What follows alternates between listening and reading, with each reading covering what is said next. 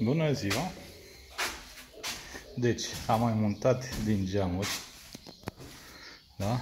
Mai am unul aici la baie, dormitor, living, 2 pe 1,90. Uite-le.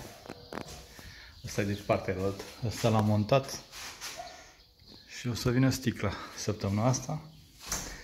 Ăștia le-am prezentat odată.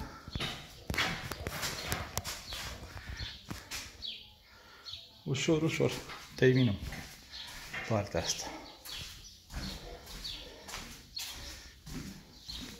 Am luat centralele second, 2 Wiesmann Vitopen de 100, tiraj forțat, moca. Gazele vin în septembrie aici. Așa. Geamurile au venit și ăștia de baie. Urmează să tai mâine geamul de la living.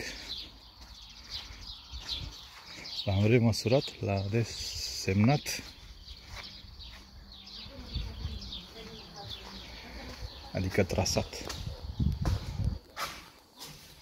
Ia uite.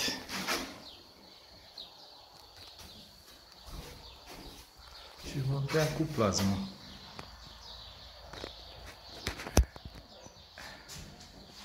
E foarte, foarte greu. O zi întreagă ți-a să tai și să-l montezi la loc.